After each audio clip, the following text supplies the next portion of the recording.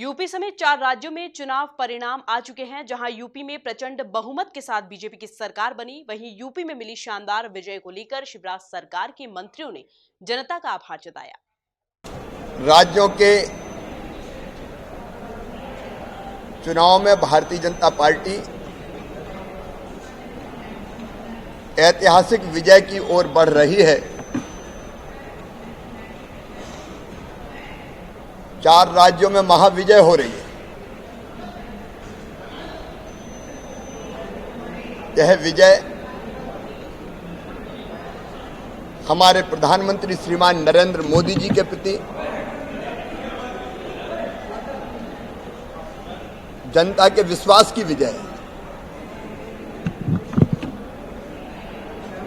प्रधानमंत्री जी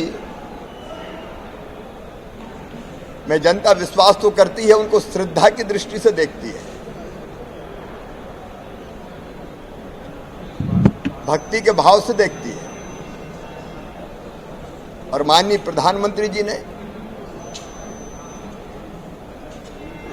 देश का विकास,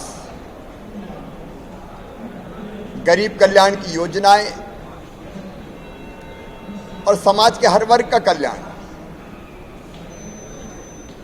जिनमें माताएं बहनें सर्वोपरि है, के जो काम किए हैं वो अद्भुत भी है, अभूतपूर्व भी है। और इसलिए उनको सबका साथ और सबका विश्वास प्राप्त है और वो चुनाव परिणामों में नजर आ रहा है। उत्तर प्रदेश में डबल इंजन की सरकार, मोदी जी के प्रति श्रद्धा और विश्वास, और योगी जी ने, देखिए, सारे लोगों ने यूपी के अंदर अखिलेश यादव के समय में गुंडा राज देखा है, परिवारवाद देखा है, जातिवाद देखा है, और इसलिए अखिलेश यादव को जनता स्वीकार करने का सवाल ही नहीं उठता था। और योगी जी के नेतृत्व में जिस तरह से वहाँ पर सुशासन और विकास हुआ है, जिस तरह से गुंडा राज खत्म हुआ है, भ्रष्टाचार पर नियंत्रण हुआ है, इससे ये तय था कि उत्तर प्रदेश में भारतीय जनता पार्टी बड़े बहुमत के साथ सरकार बनाएगी, और उसी तरह के परिणाम सामने आ रहे हैं। और शानदार जीत भारतीय जनता पार्टी की हो रही है। सर, लेकिन राज्यसभा सांसद दिग्विजय सिंह ईवीएम पे सवाल उठा रहे हैं। वो कह रहे हैं कि ये तो गड़बड़ी हुई थी, लखनऊ में भी जो इस तरह से बनारस में भी गाड़ी पकड़ाई थी, उसको लेकर तमाम सवाल खड़े कर रहे हैं। देखिए, कल किसी ने कमेंट्स किया था सोशल मीडिया पे कि अब बेचारी ईवीएम पे आरोप लगेंगे। जब वो एग्जिट पोल आ रहे थे तो अब बेचारी ईवीएम पे आरोप लगेंगे। अरे ईवीएम अगर ये था तो फिर आपका पंजाब में आप पार्टी कैसे आगे बढ़ गई, उत्तराखंड में कांग्रेस को जो सीटें मिल रही या गोवा में जो मिल रही वो कैसे मिल रही।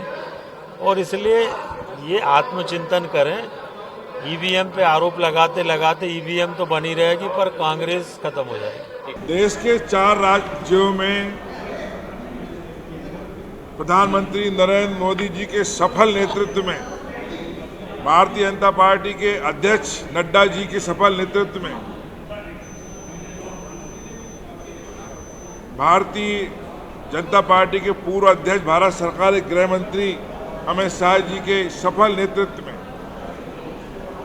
जो 4 राज्यों में अभूतपूर्व बहुमत भारतीय जनता पार्टी का आया है, यह इस बात का प्रतीक है कि पूरे देश ने प्रधानमंत्री जी के कामों को, प्रधानमंत्री जी के विकास की रफ्तार को, प्रधानमंत्री जी ने जो कोरोना महाबीमारी के समय पूरे देश में वैक्सीन चाहे फ्री हो, चाहे ऑक्सीजन की समस्या का समाधान हो, हर चीज़ों में जो जनता का विश्वास जीता, और आज पूरा देश प्रधानमंत्री जी के नेतृत्व में विकास की नई रफ्तार पकड़ रहा है, उसका नतीजा है। मैं प्रधानमंत्री जी को और भारतीय जनता पार्टी के अध्यक्ष के लिए बहुत बहुत दिल से शुभकामनाएं देता हूं। और कांग्रेस का सुपड़ा साहब पूर्णतः हो चुका है, राजस्थान बाकी है, और उसके बाद जो एक बात आती थी कि कांग्रेस विहीन सरकार, कांग्रेस विहीन भारत की कल्पना जो की थी भारतीय जनता पार्टी के हमारे नेता अमित शाह जी ने पूरी होगी। यूपी में, मणिपुर में, उत्तरांचल में, गोवा में जो भारतीय जनता पार्टी की जीत हुई है वो आम कार्यकर्ता की जीत है। मोदी जी के जो काम करने की जो एक शैली है, जो आम जनता तक उन्होंने योजनाएं पहुंचाई है और जो मुख्यमंत्री भारतीय जनता पार्टी के काम करते हैं उसकी योजनाओं की जीत है और कार्यकर्ताओं की जीत है। ये एक ऐतिहासिक जीत है। सर, ईवीएम पे सवाल उठ रहे हैं। हारने वाले हमेशा ईवीएम पर ही बोलते हैं। कांग्रेस के पास अब ईवीएम के अलावा और कुछ बचा भी नहीं है। कांग्रेस पूरे हिंदुस्तान में उनका सुबड़ा साफ हो चुका है और ये अपन पंजाब में भी देखा है।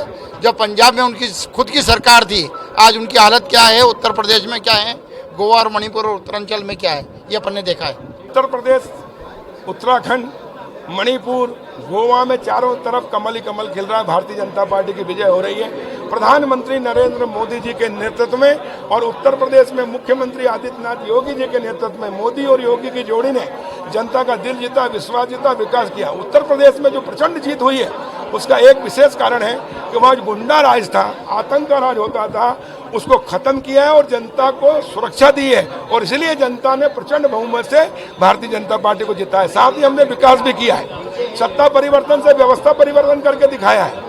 कांग्रेस ने इस देश को भ्रष्टाचार दिया, हमने इस देश को भ्रष्टाचार मुक्त किया और इसलिए मोदी जी कहते हैं ना, कांग्रेस मुक्त भारत यानी भ्रष्टाचार मुक्त भारत। और आज मैं देश की जनता को बधाई देता हूं कि उन्होंने कांग्रेस मुक्त करके इस देश को एक सुशासन की, अगर ये कहते हैं, और ये सिर्फ अपने आप को धोखा दे रहे हैं, ये हमेशा झूठ बोलते हैं, गुमराह करते हैं और इसलिए ये तो सटिया गए। अभी भी कमल दिग्विजय सिंह जी और कांग्रेस स्वीकार करो, देश की जनता से माफी मांगो मतदाताओं से कि हाँ, हमने सत्ता 60 साल प्राप्त किया लेकिन देश को, प्रदेश के विकास नहीं किया, सिर्फ कांग्रेसियों का एक परिवार का विकास किया, इस देश को भ्रष्टाचार दिया।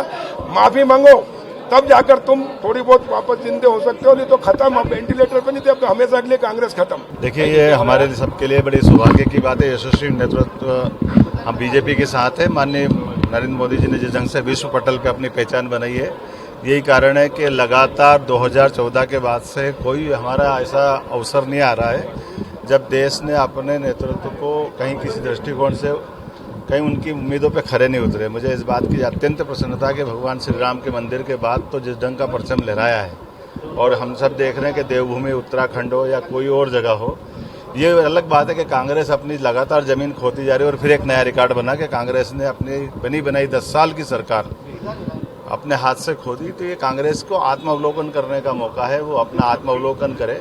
यद्यपि हम लोकतंत्र में चाहते हैं कि सभी पार्टियों का अस्तित्व बना रहे, लेकिन कांग्रेस से लगता ही नहीं कि कांग्रेस अपने आप का अस्तित्व बचाना चाहती है।